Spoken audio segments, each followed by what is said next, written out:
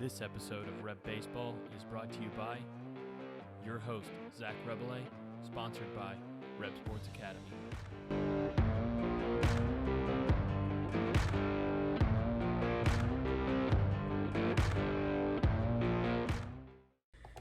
Hey everyone, this is Zach Rebele with REB Baseball. This is a new channel going out there for all you baseball players or parents of baseball players who are trying to learn the game of baseball for to improve.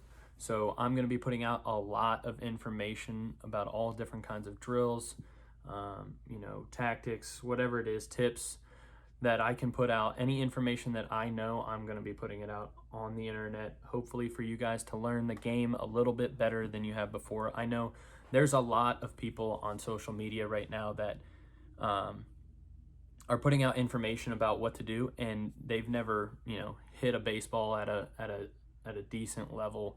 They've never done a lot of these things. They're just kind of coming up with these ideas. So you got to watch out for that. So today I'm going to go through my experience, why I would understand the game better than some of these people.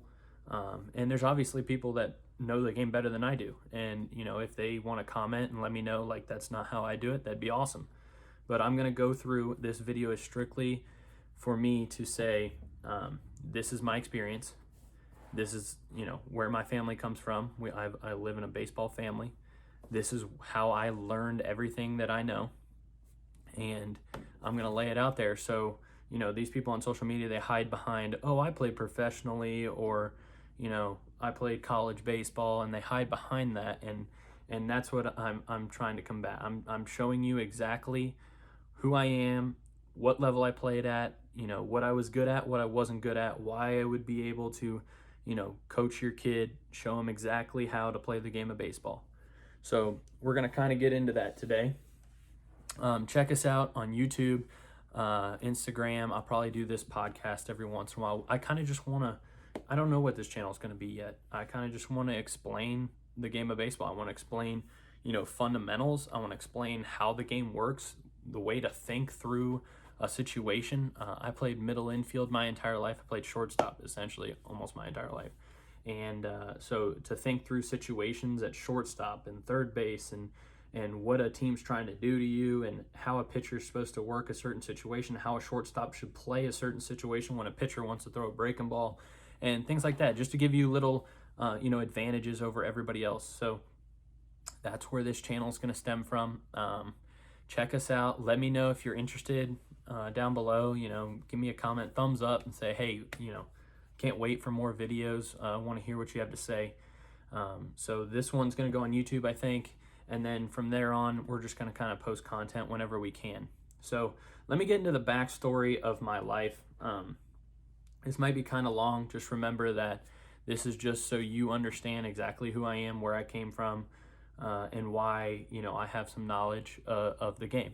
So backstory of my life, let's just start, we'll start with Grandpa. So Grandpa Jim, he solid player, played with some major league guys growing up. I know he said he played against Pete Rose and stuff like that. So supposedly the story is, which I can't say happened for sure, so take it with a grain of salt, but supposedly the story is that he got offered to play with the San Francisco Giants and turned it down because back then they didn't make much money, and he had a family that he needed to take care of. So he kind of, decided against that, ended up working for Cargill for his whole life. So, but unbelievable athlete. I've seen video of him. He was a running back, all-state running back, unbelievable basketball player, played against some, the greatest basketball players of all time. I know that. And he was a solid baseball player. So going from there, my uncle, a little older than my dad. My uncle is 4 years older than my dad. He played at Triton Community College and under Coach Simmons, supposedly one of the best coaches of all time. He played on a great team and ended up at Southern Illinois. He was a Saluki. Got drafted out of there, went to, I don't know who he went to actually, but he played 6 years in professional baseball. I guess I should probably pull up these stats so I'm spot on, but I know he played couple years of pro ball, ended up making the 40-man roster at one point. He was a middle infielder. His game was speed. He was a switch hitter, ran like a 6'4", stole a bunch of bags in pro ball. Like, I'm talking a lot, stole a lot. And was a real solid player, made the 40-man roster, and then ended up shutting it down. And then my dad played also at Triton Community College 4 years later, and he wasn't, the greatest player in high school. Didn't really have anybody looking at him. My uncle was all-state in high school, so that's why my uncle ended up at a pretty good community college. My dad was not a very good player. I mean, he was okay. I'm not going to say he wasn't a good player, but he was an average player. Had no offers from any colleges, and Triton ended up seeing him, working out on a side field. He went to one of my uncle's doubleheaders. He was working out in between games with my grandpa, and my grandpa was just, hitting him fungos or whatever it was. And the coach came over and said, hey, I want him to, come play for us. So that's how he ended up at Triton. Ended up being the #1 shortstop in the country in junior college. Had offers from a ton of big schools. Ended up deciding to go to LSU with Coach Skip Burtman. Their team is, if you look at it, their team was pretty loaded. He was shortstop and batted leadoff, one of the captains of the team. So he took them to help take them. I'm not going to say he took them. Helped take them to their first ever College World Series in LSU baseball history. Ended up losing there, but got drafted in the 10th round, went on to play 12 years of Major League Baseball and 18 years professionally. So he ended his career in 2003, and I think his last team was the Pirates, and so that's kind of his story. He played shortstop growing up all the way through, so another middle infielder. Played shortstop growing up all the way until, kind of getting close to the big leagues. So he kind of started moving around, became a utility player, ended up playing every single position in the big leagues except for pitcher. He even caught a game. They got him into a game. I don't know how you've never caught before in a big league game. They throw you out there, but that's what happened. So that's kind of his story. My story is I played college. At the University of New Orleans was the first place I ended up. I had a scholarship to play at the University of New Orleans. I ended up playing a little third base there, came in as a shortstop. That's a whole story in and of itself. But ended up playing some third base. I was kind of overmatched. I was from a small, place in Ohio where football takes over. It's not so much a baseball area. So I was a little overmatched going down there, kind of got my feet under me going into the spring. Ended up playing 28 games and started 17, but I was a defensive player. I was never a hitter. I was a bigger guy than my uncle and my dad. My uncle and dad were both probably 5'10", 165, 175 pounds. I'm 6'2", 6'3", about 215, 210. So I was always the bigger player, never fast like they were. I think my dad was a 6'9" and my uncle was a 6'4". So I was never a fast player, and hitting was not my thing. So automatically I'm at a pretty big disadvantage because I'm playing shortstop and I'm slow, and I'm not a home run hitter. So defense had to carry me through. So I ended up playing, starting 17 games, and I guarantee if you look back, probably 8 of those starts were against draft picks. Just because they knew I needed to play defense because we couldn't give up many runs because we weren't going to score many. So after that year, I ended up, deciding to transfer out of there. Went to a junior college in South Carolina, played shortstop every single game there, except for I think I sat one game. So I was kind of, I was the guy on that team, main guy. And so I played there, ended up getting quite a few, I talked to quite a few schools, but none of them would pull the trigger. I know it got down to August. I think it was August. It was probably early August. And I had App State talking to me. I had Furman talking to me. I had some D2s talking to me, but none of them would pull the trigger. Radford. And finally Akron was like, hey, we're going to offer you. We want you to come in. We have a pretty good team. I knew somebody from a team that I played on in the summer that was, he was a pitcher there and played center field. I think it was center field. And so I was comfortable. That's not too far away from home. So I kind of knew the school better just growing up in Ohio. And they said they were going to offer me, and and they ended up pulling the plug on the program like literally 2 days after I talked to their coach, and he told me they were going to offer me. So that was a bummer. Went back to junior college, slept. This will be a story eventually, but slept on the ground in my buddy's house that they were renting. Slept on the, in the living room on a blow up mattress for 3 months with cockroaches and everything else. And ended up going to Indiana University Southeast. Had an unbelievable time junior year. We ended up having the best team in school history of 45 wins. I played short every single game there. Fielded 987. I think I had 8 errors the whole year, and it was really, I couldn't have played better defensively. Hitting was still a struggle. I think I batted 7th or 8th on that team, but yeah, the defensive thing was pretty awesome. I locked it down at field 987, and then senior year we had an even better year. I think we won 49 games that year. Again, we broke the school record for wins and had the best year, and we went to the one game away from the World Series. Ended up losing 5-3, which was a bummer, but all in all, a good situation. I ended up playing third a little bit that year just because we had a decent defender come in, and he could cover more ground, and third base was always a problem on that team. So I slid over to third base, solidified that spot. He slid into short, did a nice job over there. So played third base a lot my senior year, and we really had a pretty good team at one game away from the World Series. So my older brother played junior college baseball as a pitcher. He's 6'5", pretty talented kid. Ended up shutting it down after junior college.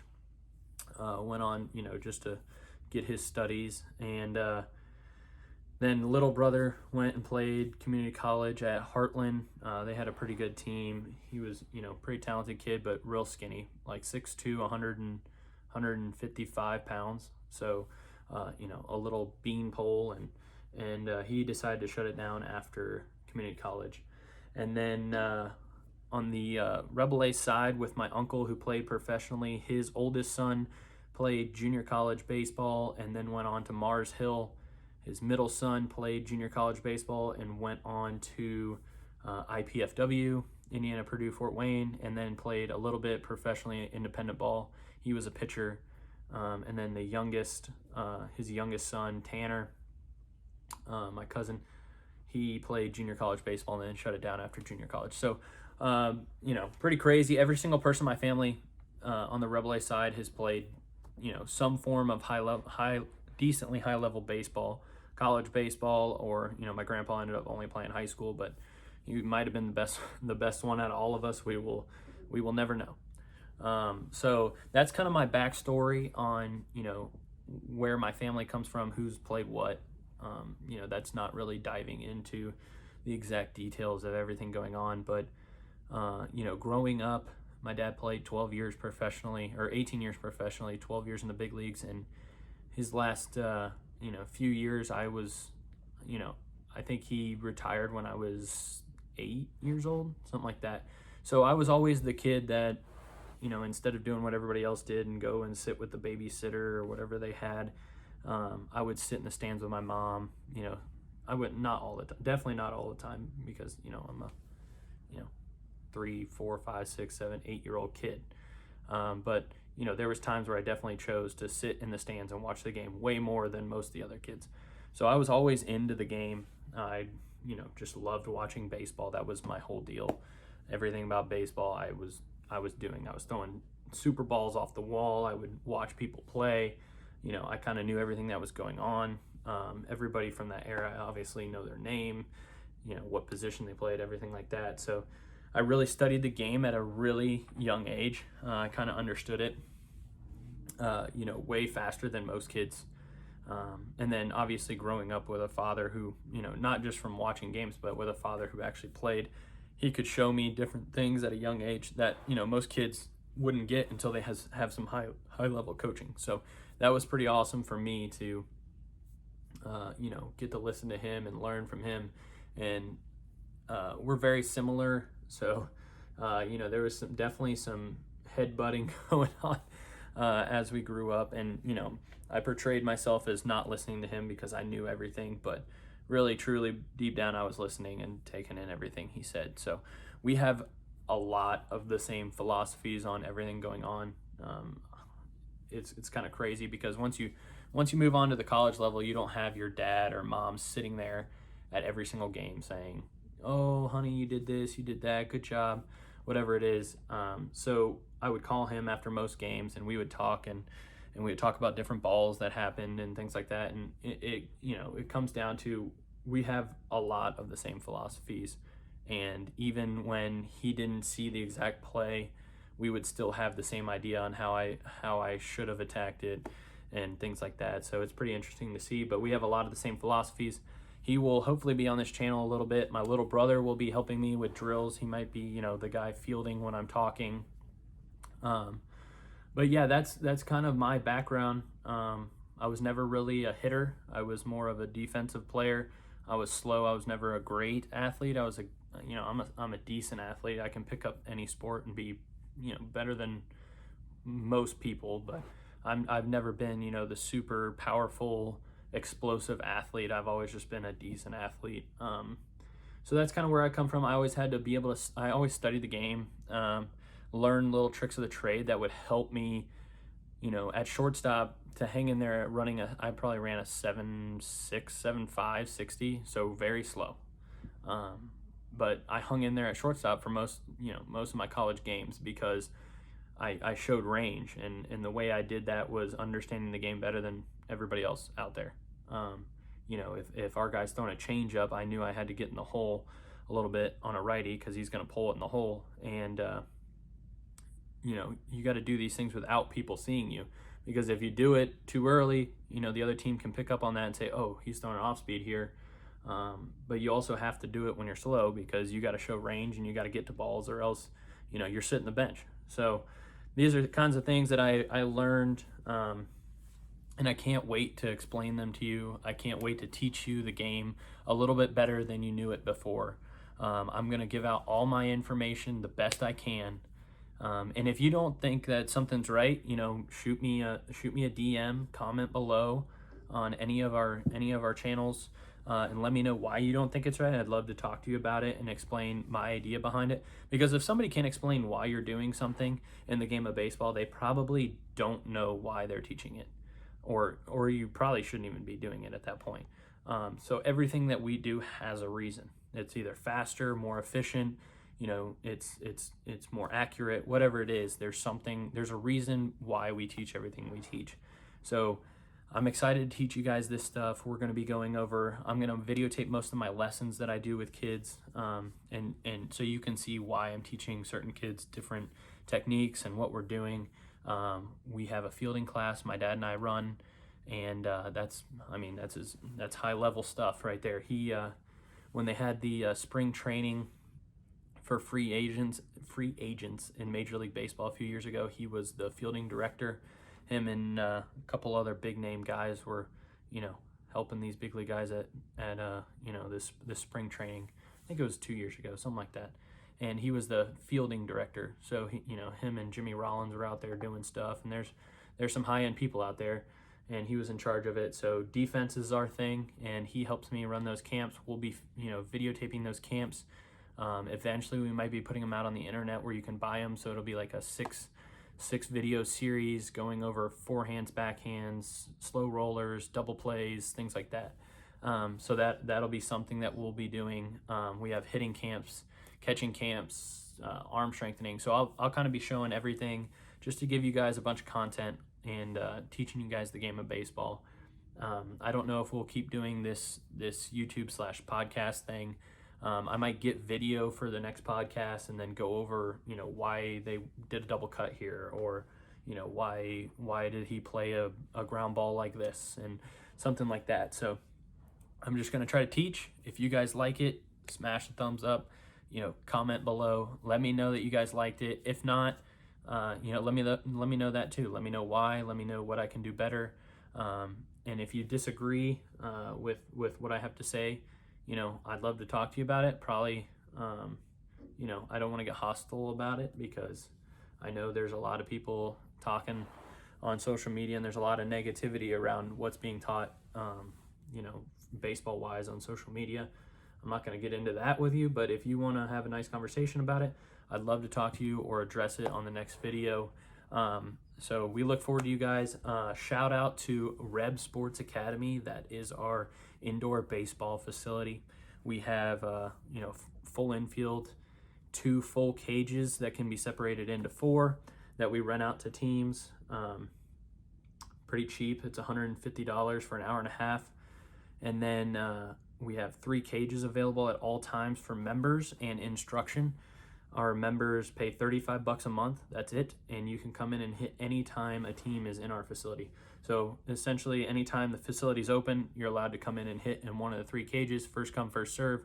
$35 a month. There's no extra fees. I know a lot of people are charging $35 a month and then you pay $60 per hour or something like that. No, it's just $35 a month and you can come in and hit whenever.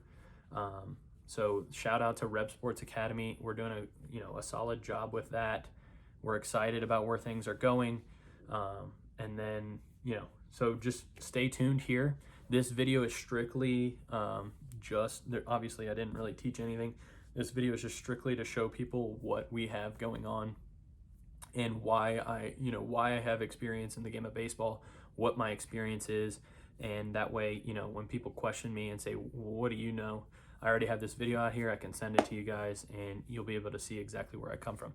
So I'm glad you guys tuned in. Let people know about this. I'm going to be posting a lot more stuff, a lot of defensive, hitting, throwing, things like that, just to help you guys.